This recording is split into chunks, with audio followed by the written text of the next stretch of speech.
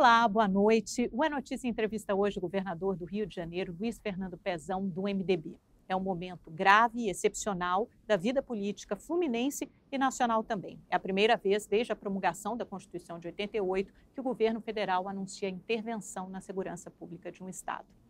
Governador, boa noite para o senhor. Boa tarde, né? A gente está gravando isso numa quinta-feira à tarde, como vai ao ar só de segunda para terça, é bom assumir o dia, porque as notícias acontecem rapidamente, a gente não consegue controlar os acontecimentos. Muito obrigada por nos receber, governador. Maior prazer, estou à disposição, é um prazer imenso estar voltando mais uma vez e falando para você, para o seu programa.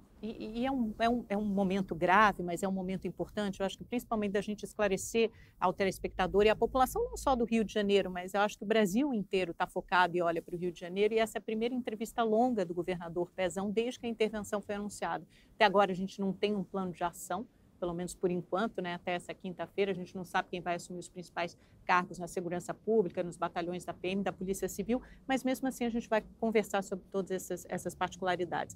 Governador, na prática o Rio agora tem dois governadores, né? Um que é o interventor, o general Braga Neto, responsável pela área de segurança pública, e o senhor responsável por todas as outras áreas da administração. Como é que o senhor se sente? E aí eu pergunto isso do ponto de vista pessoal. Eu me sinto muito confortável, não tenho problema nenhum. Eu clamo por isso, peço por isso há mais de 3 anos, desde quando eu entrei aqui em abril de 14, que eu sempre pedi ajuda às Forças Armadas. Sei da dificuldade imensa que o Rio de Janeiro viveu nos últimos 30 anos na questão de segurança pública. É um estado que era capital, aquilo tudo que está em Brasília saiu daqui. Eu sempre achei que a Brasília tinha que se envolver mais e olhar mais para um estado e para Guanabara, para a capital antiga, porque não dá para tirar tudo daqui e deixar, né, sem recursos, deixar aquilo tudo que está em Brasília de empregos, de riqueza, né, a maior renda per capita do país. Isso tudo saiu daqui de dentro. Quer dizer, uma parte do funcionalismo público ainda ficou aqui, a gente tem grandes empresas, né, BNDES, Petrobras, mas de fato a maior parte do serviço público, funcionalismo foi para Brasília. Muita coisa, empregos, né, que tinham, a população que trabalhava, e isso tudo a gente está pagando um preço. Eu não gosto de ficar olhando pelo retrovisor, mas sempre eu achei que o governo federal tinha que olhar com carinho para a cidade do Rio de Janeiro, e para o estado do Rio de Janeiro, que foi um estado também que teve uma fusão muito mal discutida. Então, a gente sempre cobrava esse apoio. E aqui sempre foi muito difícil você fazer essa junção das Forças Armadas com a área de segurança, porque sempre teve brigas, sempre teve a dificuldade do relacionamento. As pessoas queriam saber quem ia mandar, quem que vai mandar na polícia, quem vai mandar no exército, e acabava não acontecendo. Então, eu nunca fui empecilho para isso. Eu sempre pedi essa ajuda. O estado do Rio de Janeiro, a cidade do Rio de Janeiro, ela não tem uma entrada que seja uma rodovia estadual. Mas o senhor pediu uma ajuda, o senhor não pediu uma intervenção. Uma intervenção é quase um presente de grego, porque ela tira o poder, né? Na verdade, a segurança pública hoje corresponde à maior fatia do orçamento fluminense, são mais de 11 bilhões destinados à segurança pública nesse ano de 2018, se não me engano. Quer dizer, o senhor perde dinheiro e perde poder. Então, é uma ajuda, mas é uma ajuda, quer dizer, que intervem, né? O senhor delega parte, ou abre mão de parte do seu poder para outra pessoa, para o governo federal. Mas isso não me preocupa, mas não é bem assim, porque as forças militares do estado, o Corpo de Bombeiros, o agente penitenciário, a PM, a Polícia Civil, continua sendo eu pagas pelo pagando governo estadual. e sou ordenador de despesa dessa folha de pagamentos e de dar estrutura para as nossas forças de segurança. Continua a mesma coisa, isso não mudou. O que nós vamos ter é uma gestão centralizada no Comando do Leste, sob o comando das forças militares. Mas a parte de despesas, o fundo de segurança que nós criamos agora, que vai ser é o primeiro fundo de segurança no país com recursos do royalties do petróleo para equipar melhor a polícia, para renovar a frota como estamos renovando, compramos 1000 veículos. Que é esse empréstimo agora, né? Que você Não. Isso é com recurso próprio, nós estamos comprando 1000 veículos para a Polícia Militar, para a Polícia Civil. E essa gestão toda continua com o Estado. O que nós temos é um comando único no Comando do Leste, sob o comando do general Braga Neto. O presidente Michel Temer sempre faz questão de ressaltar, né, que é uma cooperação, ele não gosta da palavra intervenção, né, e é uma parceria. Eu agradeço muito ao presidente Michel Temer por ter assumido esse protagonismo, porque ninguém queria, nunca quis ter. A gente tinha até dificuldades com as Forças Armadas, mas como então, eu estava... o senhor não encara como um fracasso do seu governo, de maneira não é? Porque nenhuma. é a primeira vez que acontece desde a Constituição, desde a promulgação da Constituição de 88. Nunca nenhum Estado tinha tido essa intervenção, assim, numa área como a segurança pública. Não é um final ruim para o seu mandato? Não, eu não considero isso.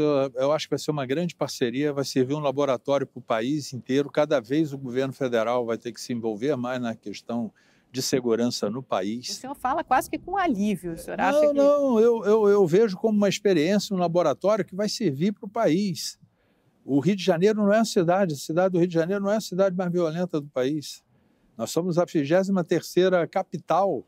Exatamente. Em índices de violência. E quais são os critérios, então, para essa intervenção? Porque a gente tem pelo menos 9 estados que têm índices de violência e de criminalidade piores do que os do Rio de Janeiro. Por que intervenção no Rio e não nesses outros estados do Norte, do Nordeste, por exemplo? Aí depende de cada um da maneira como encara isso. Eu sempre pedi essa ajuda.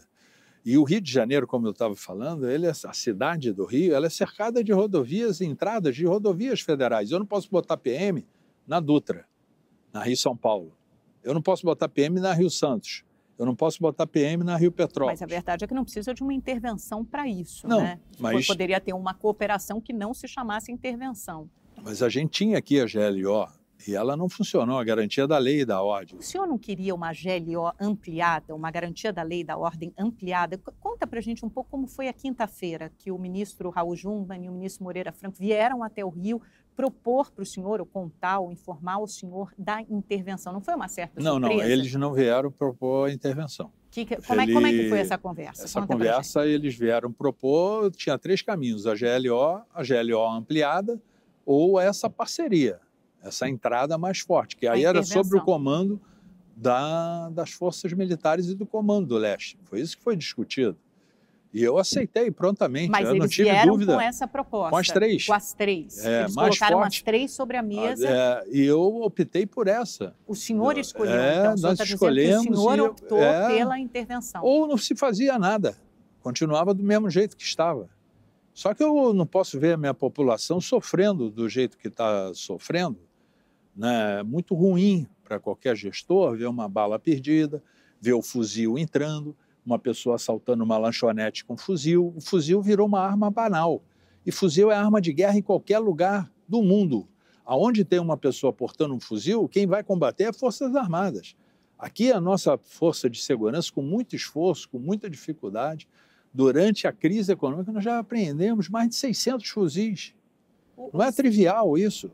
O Estado do Rio de Janeiro perdeu a guerra para o crime organizado? Não, é muito... Aqui tem uma característica que começa a ter em outros estados pelo domínio de território, é diferente de São Paulo, onde tem um comando único. Aqui tem briga por território, aqui tem 3 facções e a milícia brigando por território. Não é trivial. Então, só a PM e a Polícia Civil nós não conseguimos fazer, não se consegue fazer, está provado ao longo dos anos. Nós diminuímos índices de homicídios, diminuímos diversos Mas índices. Depois voltou a crescer. A crise econômica ela tem um peso muito grande. Né? Infelizmente, as pessoas perdem a oportunidade de ter uma carteira assinada e tem a facilidade de ter ali o tráfico de drogas. Infelizmente, é uma chaga. Né? É muito fácil se fazer discurso contra a violência, contra as armas e também, do mesmo jeito, fumar e se cheirar, como tem um consumo forte hoje dentro do país. Então, essa discussão é que a gente tem que fazer. O Estado sozinho, ele não consegue fazer. Eu acho que vai ser o grande debate das próximas eleições, vai ser segurança pública. Cada vez vai ter que ter um envolvimento maior do governo federal, não é um problema só do Estado, porque normalmente, como que era antigamente, o Estado resolve segurança, a polícia militar e a polícia civil, acabou isso. Se as prefeituras não entrarem podando árvore, iluminação, dando acessibilidade, tirar os becos. É um trabalho integrado, né? Claro, o governo federal vai ser discutido, eu tenho certeza que vai vir o apelo, vai ser o grande apelo de uma Guarda Nacional, ou o uso das Forças Armadas. O senhor acha que as Forças Armadas vão definitivamente mudar de papel? Em vez de Forças Armadas que vão guardar as fronteiras, elas vão virar forças auxiliares na segurança pública dos estados? Eu não sei como é que vai ser, eu não sou especialista, como tem muito no país, o que mais nós temos no país é especialista em futebol e segurança. Eu nunca vi o que mais tem a gente dando palpite. O senhor já deve ser quase um especialista em segurança. Não, eu não sou especialista, não sou especialista. Mas eu acho que a gente vai ter que ter uma Guarda Nacional, as fronteiras, as divisas entre os estados, fortalecer cada vez mais, né, modernidade. Eu queria voltar um pouquinho naquele ponto, governador, de quando o senhor recebeu a notícia e como foi decidida a intervenção, como foi definida. Então, os dois ministros vieram, Jungmann e o Moreira Franco, e vocês tinham 3 opções sobre as mesas.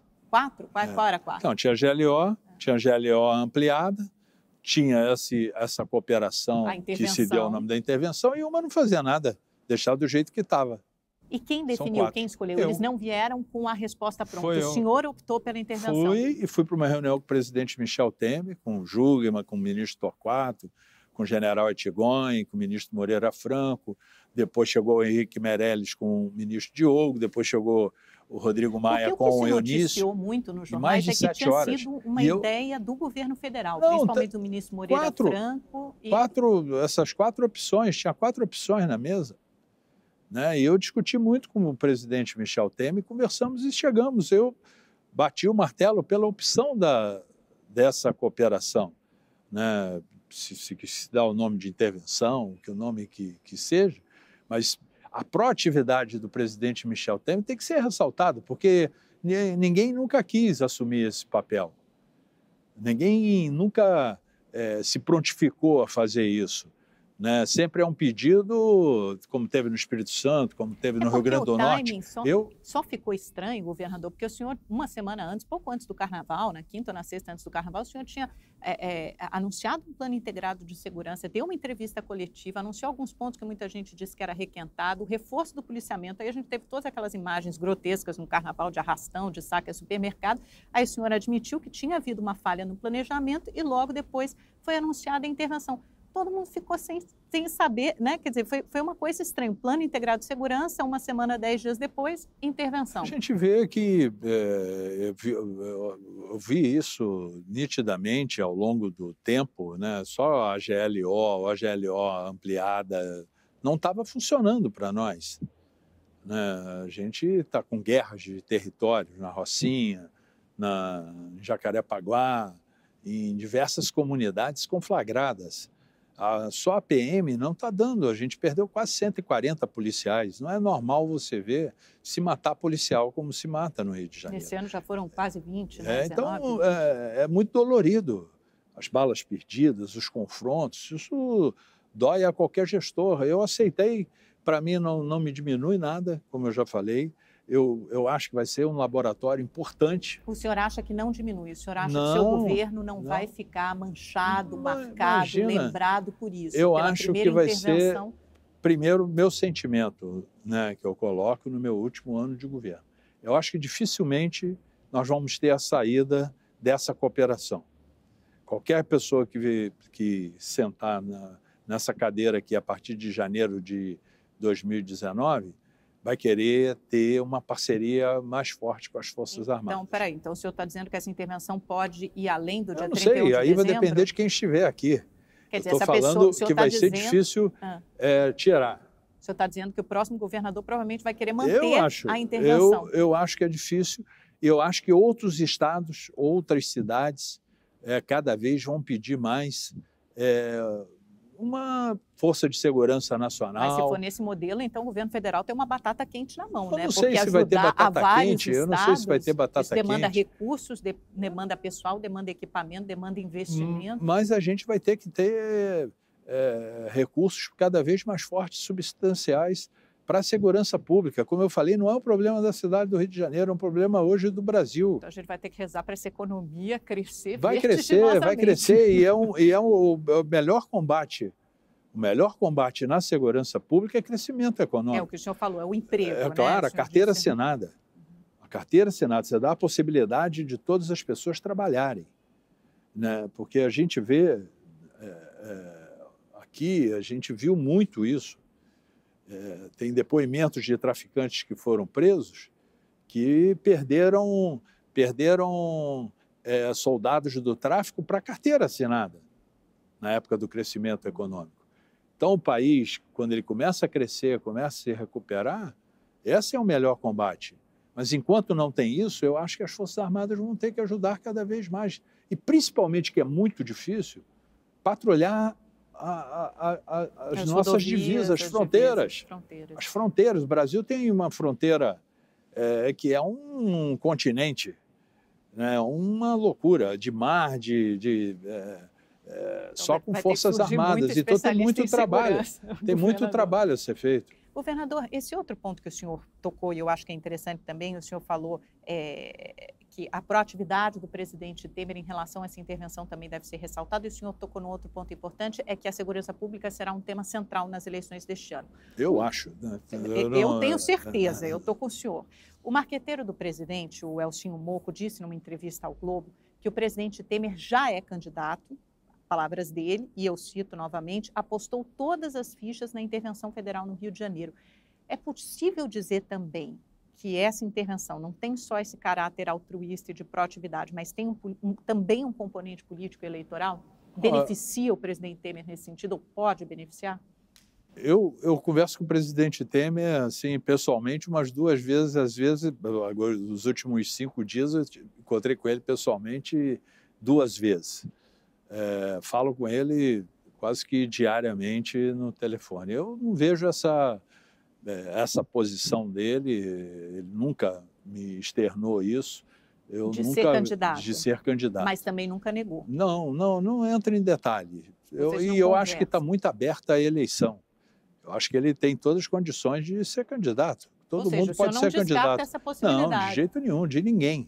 Mas ele é muito impopular, né? Ele tem 6% de popularidade, mais de 70% de desaprovação. O senhor acha que isso poderia mudar nos próximos meses? Com essa intervenção, por exemplo, isso poderia cacifá-lo eleitoralmente? Sim, eu acho que ele pode ter 2, se ele for candidato, ele pode ter 2 marcas fortes. Quais? A primeira é a recuperação econômica do país. Nós pegamos menos 8% de decréscimo no PIB. Nunca houve isso na história do país.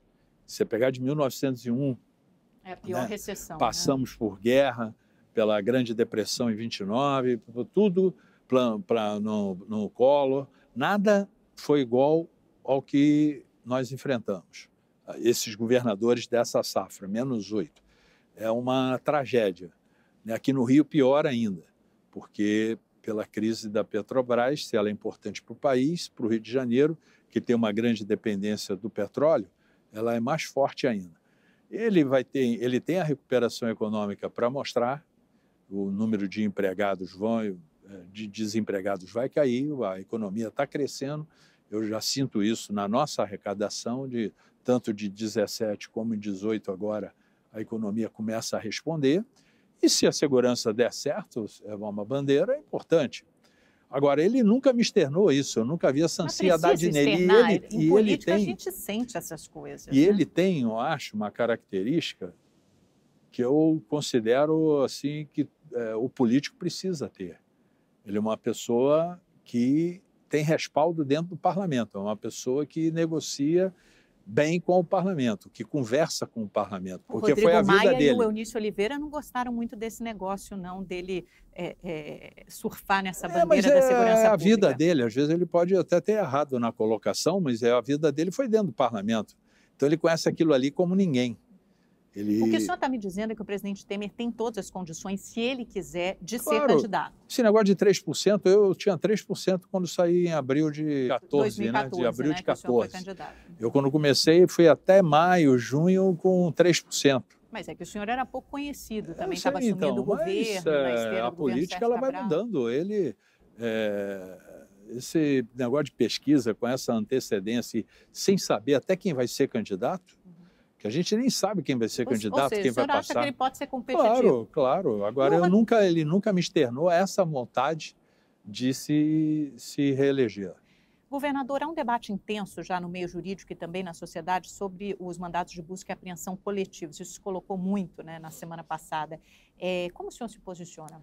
Não, eu acho que vai ter uma grande discussão, uma grande união, e o ministro Torquato já fez essa ponte aqui com o Ministério Público, ouvindo o Tribunal de Justiça, ouvindo a nossa Defensoria Pública. Eu acho que isso aí é não tem confusão nisso, entendeu? Eu acho que o pior é você ter o território dominado pelo tráfico e o traficante, ele invadir a hora que ele quer, invade a casa a hora que ele quer. Então, o senhor Esse é o dizendo pior. Que em determinados casos esse mandato coletivo pode se justificar? Eu não sei se vai ser mandato coletivo, eu não sei a figura que vai ser utilizada.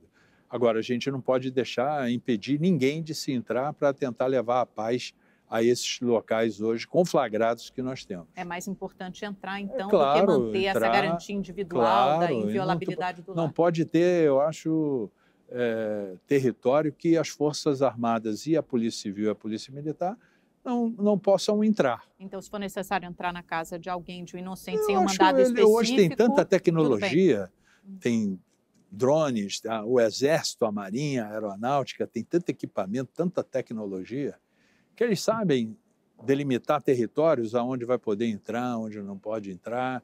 Eles vão ter muito cuidado nisso. A gente está no 7º dia, hoje é quinta-feira, a gente está gravando a entrevista, está no 7º dia do anúncio da intervenção e ainda não tem um plano de ação. Fica muito com cara de improviso, né? Quando é que isso vai ser anunciado, governador? Acho que não. A gente tem que, primeiro, a cautela que teve o general Braga Neto, que tem que ser ressaltada, e o Exército, a Marinha, a Aeronáutica, as Forças Armadas, de primeiro se aprovar o plano, de se aprovar no Congresso. Já foi passou aprovado, na Câmara, passou no Senado, votação expressiva, né, mais de 340 votos na Câmara, 50 e poucos votos no Senado. Não é fácil hoje se votar matéria com essa aprovação. Para a gente ter ideia da popularidade do tema, né? Eu acho que ficou difícil, muito claro nessa votação. Se fosse a reforma da Previdência, imagina com 340 votos. Eu sei o que eu passei para ter 312 votos no plano de recuperação do Estado, então não é fácil. E 56 votos no Senado. Então, conseguir temas que unam, foi importante ter essa cautela. Isso só foi sancionado agora, quarta-feira, o que já ontem. Se tem em termos... Vamos tentar... O senhor conversa com o general Braga Neto? O senhor fica em contato constante com ele? Permanente, contato permanente. A gente troca muito zap, mensagens. Ele estava em Brasília, tem reuniões com ele permanentes, já marcadas aí. Eu vou ter reunião de secretariado também para apresentar ao governo. Amanhã vou estar com ele pessoalmente, na sexta-feira. A gente tem uma ótima convivência. Ele foi uma pessoa que foi operacional, ele é muito de operações, ele não é muito de falar. Quando é que deve ser anunciado esse plano? Ele é uma pessoa que o trabalho que ele fez nas Olimpíadas aqui foi extraordinário. Ele que comandou todos os Jogos Olímpicos. Então, é uma pessoa de muita ação. Eu acredito que o Estado do Rio de Janeiro, o Brasil, só tem a ganhar de tê-lo à frente dessas operações e estar no comando da segurança pública do Estado. Para quando você pode prometer, ou pelo menos dar uma perspectiva para o Carioca, de quando vai ser anunciado? As Forças Armadas já estão trabalhando, elas estão fazendo um trabalho, eles têm ainda muita faz cautela. Parte da GLO. Mas eles estão mapeando, eles têm muito trabalho feito, né? Eles conhecem como nunca esses territórios. Claro, isso junto com a Polícia Militar e com a Polícia Civil, que tem a expertise, que sabe, isso somado, eu acho que vai ser um bom laboratório e, se Deus quiser, vai dar tudo certo. Qual a sua expectativa em relação à intervenção? Não sei se é o que vai acontecer, mas que resultados, ou que objetivos o senhor acha que a intervenção deveria produzir? Eu quero muito reduzir os índices de criminalidade, roubo de carga, morte, né, morte de policiais, morte de civis, morte de criança, bala perdida. Eu quero muito ter esse treinamento também das Forças Armadas para os nossos policiais, né? Trocar informações, trocar tecnologias. Mas que tipo de treinamento? Porque as Forças Armadas, elas são preparadas para o combate de guerra, para destruir. Não são os policiais que, nesse sentido... Não, mas eles têm muito conhecimento, muita experiência a passar. Eles tiveram no Haiti, que era um território super conflagrado, um tráfico, né, forte. Então, eles têm eu acho que tem muito para a Polícia Militar, a Polícia Civil, Bombeiro, agente penitenciário. Tem muita experiência aí para a gente trocar. E eles estão abertos para isso? O senhor conversou com os comandantes da Polícia Civil, da Polícia Militar, eles estão abertos para essa integração, para essa cooperação? Uma integração total, né? Eu tenho conversado permanentemente com o chefe da Polícia Militar, da Polícia Civil, com o secretário de Agente Penitenciário, coronel do Corpo de Bombeiros. Estão trabalhando com a equipe do general Braga Neto desde a semana passada, desde a sexta-feira, no sábado, e continuou essa semana, esses dias todos, um trabalho de integração muito forte. Então, muitos especialistas em segurança, eu sei que o senhor não gosta do termo, ou ex-secretários de segurança pública de outros estados, ou mesmo do Rio, falam que essa intervenção pode dar um ar, assim, diminuir a violência pontualmente, mas não ter efeitos duradouros. Seria mais como enxugar gelo. O que é preciso fazer para que não seja uma operação apenas pontual, com uma diminuição pontual dos índices de violência? Que ela perdure, que ela continue. Eu não sei se ela vai terminar, como é que ela vai com o dia que sair. Será que sai? A gente tem que ver o dia. Ela foi decretada, o decreto vale até dia 31 de dezembro. Eu sei, mas quem tiver na presidência e quem tiver como governador se pedir, eu acho que ela pode continuar. Mas aí as Forças Armadas vão virar parte da segurança do Rio, elas vão ser integradas. Eu acho que é uma coisa integradas, uma integração que precisa, né? Como eu falei, o Rio é cercado de rodovias federais. Nós não dá para o Estado precisa de uma polícia rodoviária federal muito forte. Mas aí quando o senhor fala na intervenção continuar, aí a segurança continuaria sob o comando de um militar ou do governo federal? Aí vai depender de quem estiver sentado na cadeira aqui, se ele aceita como eu aceitei. Se fosse o senhor deixaria eu continuaria, nas mãos de um tivesse reeleição e fosse reeleito, eu queria continuar com essa parceria cada vez mais forte. Eu não vejo como se combater a criminalidade hoje no país, sem a ajuda das Forças Armadas. A intervenção tem que fazer uma faxina, ela tem que fazer uma limpeza nas polícias, combater a corrupção policial. Esse é um tema nevrálgico, um ponto central? Não acho. A nossa corregedoria funcionava muito bem. Nós temos uma corregedora independente, uma desembargadora, de relevantes serviços prestados ao Estado do Rio de Janeiro. E se teve uma polícia que cortou na carne, foi a nossa. Nós mandamos, nesses últimos 6, 7 anos, mais de 2.000 policiais que foram afastados pelas nossas corregedorias. Agora, sempre precisa se aprimorar, se aprofundar, isso em todos, até na própria instituição do Exército, da Marinha, da Aeronáutica, eles estão sempre também porque no caso no Rio de Janeiro, especificamente, fala-se muito nos bastidores, até para justificar a própria intervenção, nessa associação de alguns policiais, obviamente não todos, mas de alguns maus policiais com o crime organizado. E isso faz com que o crime perdure, se perpetue e, inclusive, atrapalha o trabalho das Forças Armadas na GLO.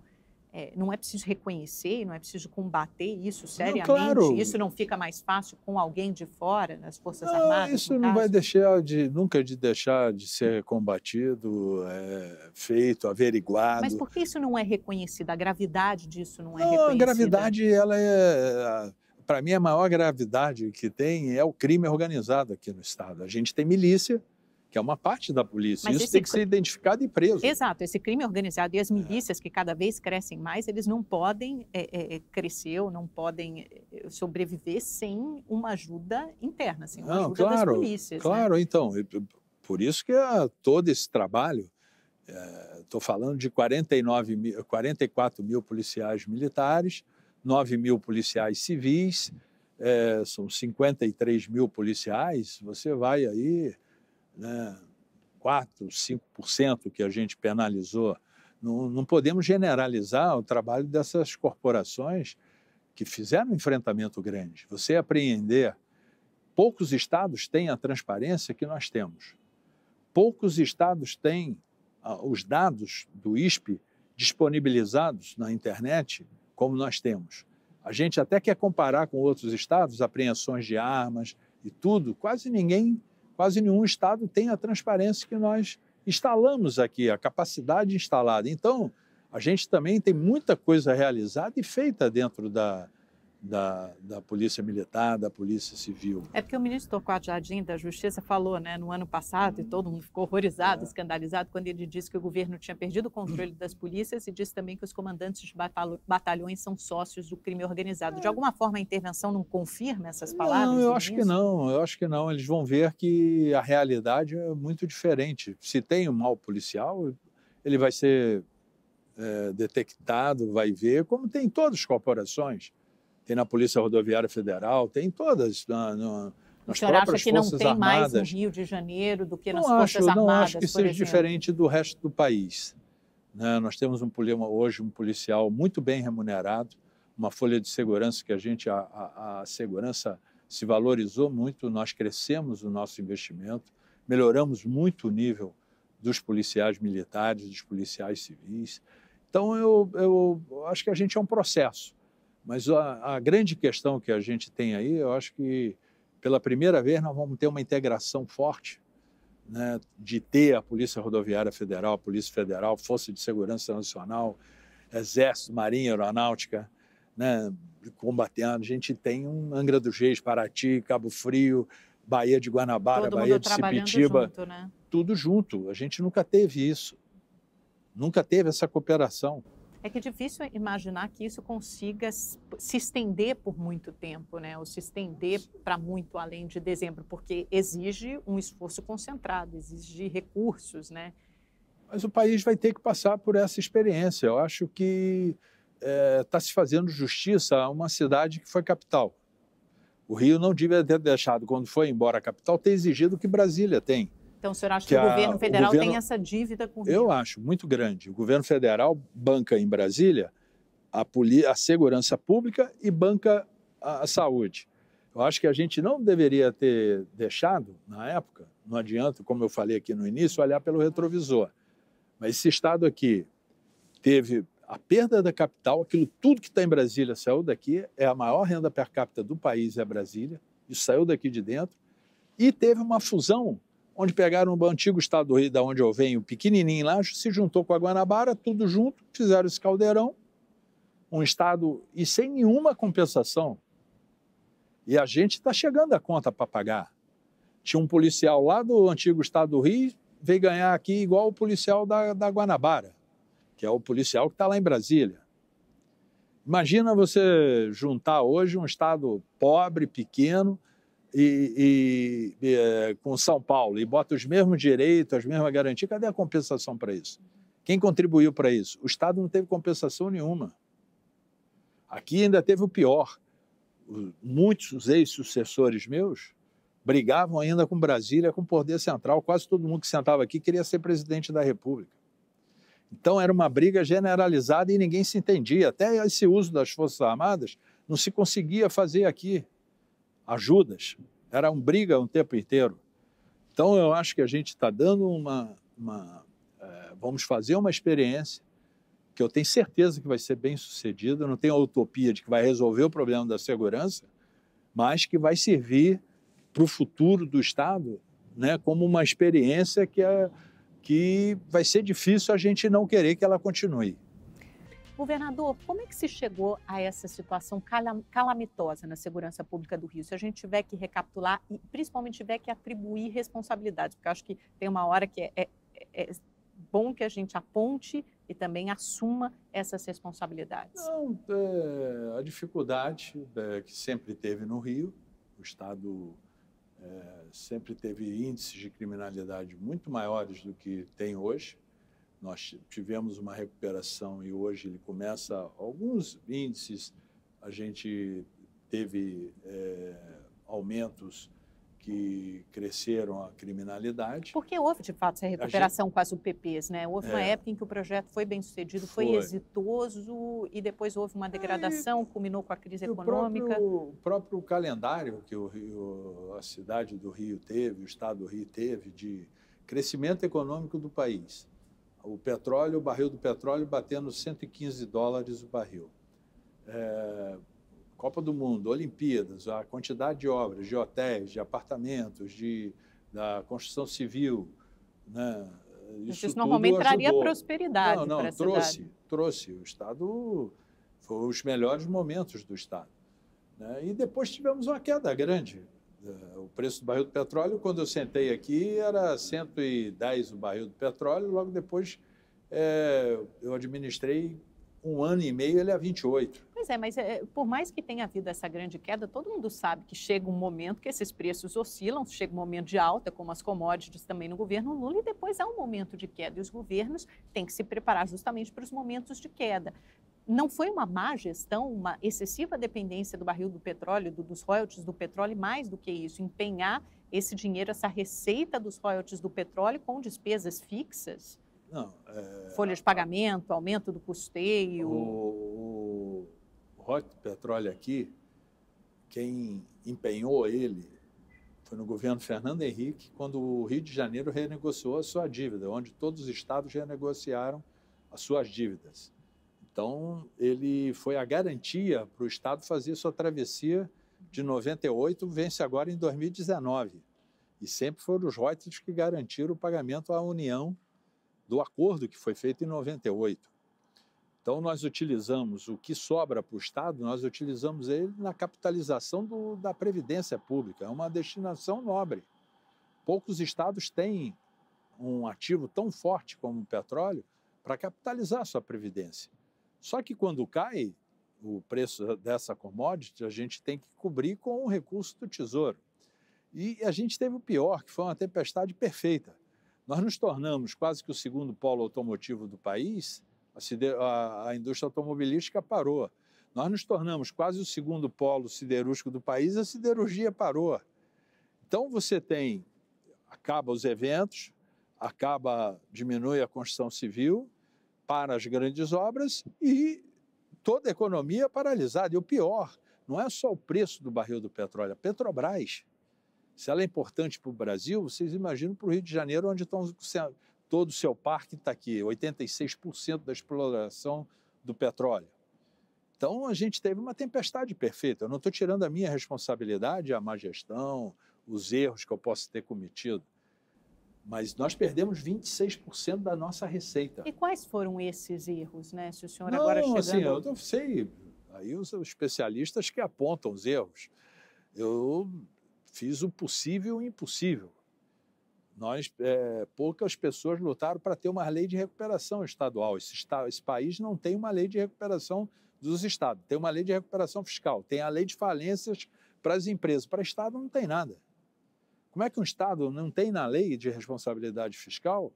Ela fala no máximo ali o país ter 0% de crescimento no ano ou 1% positivo, para você começar a tomar as medidas na lei de responsabilidade fiscal. Mas menos 8% não está escrito em lugar nenhum. E foi isso que esses gestores todos que os estados estão sofrendo, todos os governadores, uns mais, outros menos. Tem os estados lá que exportam, que têm uma outra atividade, não tem tantos problemas. Mas hoje todos os estados no país têm um grande problema com as previdências. Eu conheço e tenho trabalhado, tenho me reunido permanentemente com todos têm problemas seríssimos com previdência. De São Paulo, que é o estado mais rico da federação... Parece que esse capítulo vai ficar para a próxima gestão, para o próximo governo a partir de 2019, né? Que a gente já teve a Eu espero que ainda em 2018 a gente discuta, logo depois das eleições. Vai ser difícil, é uma das coisas que a intervenção no Rio provocou, né? A suspensão da discussão da reforma da Previdência em Brasília. Foi ressaltada pelo presidente Michel Temer, se conseguir consenso, e precisa ter, Mas Nós agora eles precisamos já votar. suspenderam, tá fracassado. Não, mas se tiver algum consenso para se votar, e é necessário votar, principalmente para os estados, todos os estados precisam da reforma da Previdência, se suspende, a gente continua e se vota. Quando o senhor fala em tempestade perfeita, né, a gente pensa no colapso da segurança pública no Rio de Janeiro, mas também houve um colapso econômico e houve um colapso político, né? A gente tem alguns dos principais expoentes políticos do Rio de Janeiro hoje atrás das grades. O Sérgio Cabral, seu antecessor, né, do MDB, Eduardo Cunha também do MDB, o próprio Pisciani, Jorge Pisciani, ex-presidente da Assembleia Legislativa do Rio. Como é que o senhor se enxerga em todo esse enredo de corrupção e de condenação?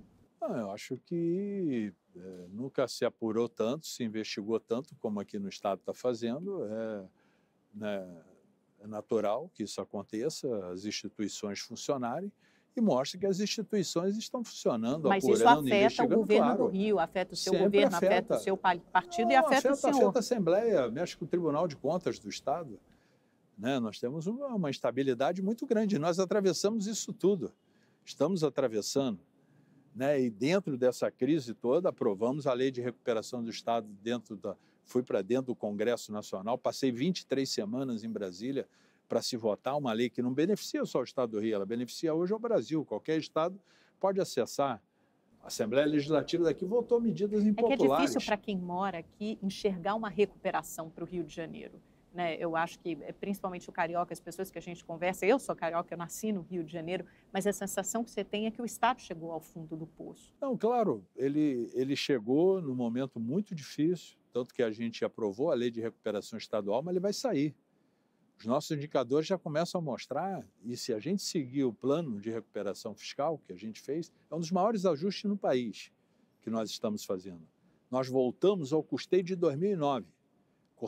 Cortamos na própria carne, nós diminuímos 16 mil funcionários. Hoje, eu já peguei dados hoje nos jornais falando da nossa queda da folha de pagamento. Então, é um Estado que ele está começando a crescer suas receitas e ele tem 3 anos de ajuste. Eu peguei vou pegar 1 ano e 2 meses do ajuste que eu lutei como nunca em Brasília para ser feito. E o senhor acha que esse será o seu legado como governador? Maior.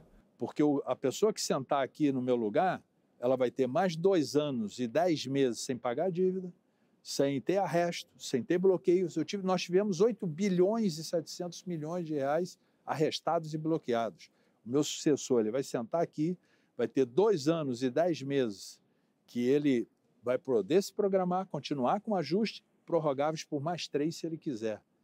Então, ele pode passar o mandato inteiro dele aqui ajustando as contas. O Estado, se ele fizer todo o dever de casa em 6 anos, o Estado ele é um Estado saudável, sem precisar da commodity do petróleo. Ou seja, não vai aumentar as despesas. Não, se a commodity do petróleo melhorar, é um Estado que sai mais rápido ainda da crise. E já tem uma sinalização, né, de aumento da receita, aumento da arrecadação. Como é que está isso? Porque na aprovação do orçamento vocês tinham uma expectativa de um déficit de 10 bilhões. O senhor acha que esse déficit pode eventualmente ser menor? Vai ser menor. Nós vamos diminuí-lo também com as medidas que nós estamos tomando. Não é só com a entrada de recursos, de operações. Os seus gastos estão congelados. Estão congelados e a receita está aumentando, o país está crescendo, a economia do Rio está crescendo, e a produção de petróleo aumentando. Houve novos leilões, então eu vejo com um cenário positivo. Os salários já estão todos quitados? O que falta quitar ainda daquela folha de pagamento em atraso, do 13º dos servidores, das aposentadorias? Falta 160 mil servidores receberem o 13º. Do ano passado, agora de 2017. Nós já pagamos 280 mil funcionários, o 13º, o salário já está em dia, né? E não vai ser mais parcelado, quer dizer, todos os servidores vão receber já pagamos dezembro e janeiro em dia e quero pagar em dia e quero ver se dentro do mês de março nós liquidamos o 13º desses 160 mil funcionários que faltam. Ainda não tem recursos livres para investimento, né? Acho que uma coisa importante que eu esqueci de perguntar para o senhor da intervenção é se o senhor espera que o governo federal entre com um aporte de recursos também durante essa intervenção, se isso seria importante. Não, importante mas eu não acredito que vai entrar. Por quê? Porque é muito difícil, se der para o Rio tem que dar para o Brasil inteiro. né? Então, já não me tirarem, tá bom. Mas a gente vai ter alguns recursos que estão programados, que nós estamos liberando para continuar... Porque tem uma parte de um empréstimo de 1 bi, não tem? Com recebíveis de royalties de petróleo também. Então, esse 1 bilhão... Uma securitização da dívida. Isso é para a Folha, para botar o 13º em dia e botar a Mas Folha aí não é para a gente ter tranquilo. não é para investimento. Nós temos o Fundo de Segurança criado, que vai ter 5%, deve dar esse ano aí mais de 300 milhões de reais, onde a gente vai investir em segurança pública e em ações sociais também. 25% desse recurso vai junto com a segurança pública para os locais onde a gente vai trabalhar.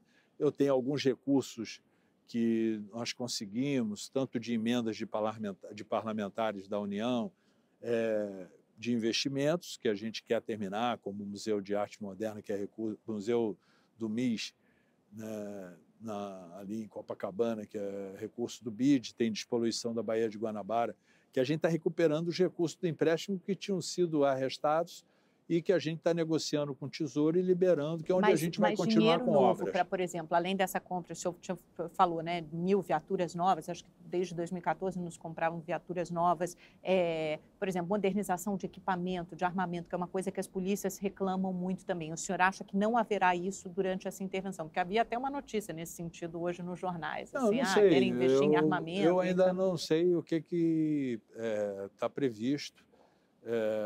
Mas, se tiver investimento, melhor ainda. Porque hoje, em segurança pública, o senhor gasta quase tudo com custeio, é isso? Quase 90, tudo com a folha. 60, com a folha de pagamento, aposentadoria, enfim, custeio. Sobra pouquíssimo. Sobra pouco para investimento. Mas com o fundo que nós criamos, nós vamos ter recurso, porque é o recurso do royalties do petróleo. E como o petróleo está subindo... E aí vai ser quanto? Eu acredito que ele chegue aí a uns 300, 350 milhões de reais nesse fundo, fora o que a gente já tinha previsto para investimento. No Congresso Nacional, o que tem de medida importante nesse pacote de segurança? O Rodrigo Maia sempre faz uma menção a isso. O que o senhor acha que seria importante aprovar nesse ano, que daria para aprovar nesse ano no Congresso, para melhorar a segurança pública? A pauta, o Rodrigo está para chamar uma pauta aos governadores para ser apresentada. Ele está discutindo isso com o ministro Alexandre do STF, que foi secretário de Segurança de São Paulo, e ele está desenhando medidas para serem tomadas, que vão ser votadas no Congresso Nacional. Eu, particularmente, peço, né, primeiro a gente conseguiu, logo quando eu entrei aqui em abril de 2014, da gente tornar o crime hediondo a morte de policiais. Mas eu acho que tem que ter uma pena maior, principalmente para quem porta fuzil. Porque a gente vê aí um criminoso que porta um fuzil, ele é preso, ele pega 3 anos, tem redução, não cumpre 1 ano, já está fora de novo, está na rua. E o aumento dos anos, né, para progressão de pena. Eu acho que não pode ter redução de pena, a gente tem que ser mais duro nas penalidades a esses criminosos. O senhor é a favor de alguma mudança no Estatuto do Desarmamento? É uma mudança é uma bandeira que o Bolsonaro defende, por exemplo, uma flexibilização no Estatuto do Desarmamento? Não, eu acho que a gente tem que desarmar. Se eu pudesse, é o contrário. Muito, eu queria fazer uma grande campanha de desarmamento. Eu acho que não leva a lugar nenhum. A gente está vendo aí nos Estados Unidos que se comete com arma liberada. O Trump teve uma ideia genial, armar os professores. Não, eu sou contra, eu acho que a arma, sou totalmente contra, né, mas... Descriminalização de droga é uma pauta importante, o Brasil tem que encarar isso, a legislação mais moderna de Estados americanos, por exemplo, de alguns países, segue nessa direção? Eu acho que a gente tem que agora ver essas experiências que estão tendo, principalmente no Uruguai, como o latino-americano está recebendo, eu acho que tem que ser discutido. E não rejeitar isso prontamente, o senhor acha que tem que observar? Eu acho que tem que ser discutido, observar, ver como está ocorrendo, o que está acontecendo na saúde, principalmente, né, dos usuários, ver essas experiências que tem em tantos estados que estão liberando, principalmente a maconha, de ver o que está ocorrendo. O que o senhor espera para a eleição de 2018 no estado do Rio de Janeiro? Eduardo Paes, por exemplo, vai sair candidato? Não sei, isso é a grande incógnita hoje dentro do país. Quem será candidato? né? Está Eu não muito estou nem cedo. perguntando o país, estou só no Não, Rio, não, assim, no estou até mais estado também, modesta. no estado vê se o Eduardo vai ser, eu acho um forte candidato, um Mas bom ele sairia candidato. pelo MDB ou o senhor acha Não, que não é mais sei, provável que ele ele está mude de conversando, ele partido? falou para mim que vai decidir até o final de março o que ele vai fazer. O Se MDB ele tem é uma imagem candidato, muito desgastada no Rio, né? mas é um partido mais forte, é o que tem mais prefeito, tem mais deputados estaduais, tem mais deputados Então tem federais. chance de ganhar. Não, É um partido eu competitivo. acho que é um partido forte e com a aliança que nós temos. Nós temos uma grande aliança, nós temos uma grande base. Nós temos mais de 80% dos prefeitos são nossos aliados no estado. O senhor acredita num outsider como o Bernardinho? Não acredito, não acredito. Não desprezo, mas eu acho que precisa ter gestor, precisa ter gente que conheça a administração pública. Eu não acredito nessas experiências, eu ainda acredito no político. Eu acho que a população tem que escolher o bom político, não deve anular o voto, ver quem pode realmente ser gestor, né? Eu acho que não acredito nessas experiências mirabolantes aí, nesses nomes fora da política para dar conta de resolver a política. E isso vale para a política nacional também, vale naturalmente. muito, vale muito. O senhor apostaria em algum candidato hoje na política nacional? Eu tenho que ver, a gente vai ver. Eu acho que a gente tem tantas...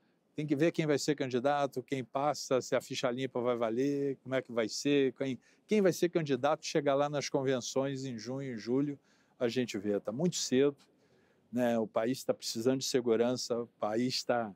A nossa cidade precisa muito de segurança, precisa principalmente de emprego. Eu acho que o país tem que crescer. Eu acredito muito numa política de desenvolvimento econômico. Eu gosto muito de ver a atividade econômica florescer, a gente apoiar, construção civil crescendo. Eu acho que é o melhor caminho para a gente resolver os problemas do país. Quais são os seus planos? Vai continuar na política? Vai sair da política? Não, eu saio, quero terminar meu mandato até o fim de 18 e depois descansar um pouquinho e procurar emprego, porque eu me aposento, tenho que trabalhar até os 65 para me aposentar pelo INSS, eu tenho que ir até os 65, se não passar uma reforma da Previdência aumentando para 70 aí aposentar e cuidar do neto. Mas não volta para a política? Eu não sei, eu não quero agora ser candidato. Eu estou cansado, muito cansado, assim, trabalhando muito, vou trabalhar muito, quero deixar o Rio de Janeiro para crescimento, o Rio de Janeiro preparar o terreno. Contas, mas depois aí, vamos ver, eu não afasto, eu gosto da política, eu estou há 35 anos que eu disputo a eleição, só não aguento mais disputar mais uma eleição agora, porque o governo absorve muito. Eu saí de uma grande doença, não tive tempo de cuidar. O senhor está bem de saúde? Como é que está a sua saúde? Como é que o senhor está se sentindo? Quase que não dá tempo de ver, mas nos poucos momentos que eu tenho visto, eu tenho que 4 meses acompanhar, fazer meu PET scan, meu linfoma foi um linfoma muito forte, né? Não posso brincar, né? E isso aqui, a atividade, era uma porta aberta para você se bobear. Tem dias de eu não dormir. Então, é muito estressante, desgasta muito estressante. Cada bala perdida dessa é um pedaço meu que vai embora, um atraso de pagamento é um pedaço meu que vai embora, então eu tenho que me recarregar, tenho que cuidar um pouco de mim, né? Então eu quero tirar um período aí para mim cuidar um pouco da minha vida, da família, ficar perto do neto, curtir um pouco o neto. Tem que fazer isso sim, governador. Bom, vamos para o nosso pinga-fogo, então, para encerrar a entrevista. Bolsonaro. Eu não gosto do tipo que ele faz, do jeito que ele faz política. Rodrigo Maia. Gosto muito, um grande amigo, uma pessoa que o Rio deve muito. Foi importantíssimo para o processo de recuperação do Estado. Henrique Meirelles. Também um grande brasileiro, uma pessoa que deu credibilidade ao Brasil, levantou a economia do país. Geraldo Alckmin. Um grande gestor, ninguém é 4 vezes governador, né, à toa. Eu acho um grande político, um grande amigo. Marina. Respeito o trabalho dela, a luta dela, mas não tenho intimidade com ela. Ciro Gomes. Um grande homem público, tenho uma grande admiração por ele. Sérgio Cabral. Um grande amigo, né, sofro muito, sinto muito, um sofrimento muito grande ver o que ele está passando. Lula. Me dou muito bem com ele. Apesar dele não ter me apoiado, mas eu sempre nutri uma grande admiração por ele. Temer?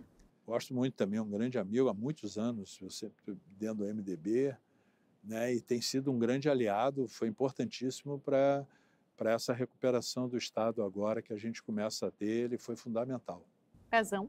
Não, Pezão, mesma pessoa, né, eu tenho a minha vida na minha cidade, eu não perco esse jeito meu interiorano, preservo muito isso, gosto muito da minha cidade, e fui muito longe. Eu acho que eu nunca esperava imaginar estar aqui falando com você e dando entrevista dentro do Palácio Guanabara. Eu estou num lucro tremendo na política. Muito claro que peguei o pior momento da história desse país na economia, mas foi muito gratificante também porque mostrou um poder de resistência muito grande e da minha força interior para enfrentar esses momentos difíceis. Muito obrigada pela sua entrevista, por esse bate-papo. Obrigada a você pela sua audiência, pela sua companhia até essa hora. Segunda-feira tem mais. Uma excelente noite, ótima semana. Até lá. Tchau, tchau.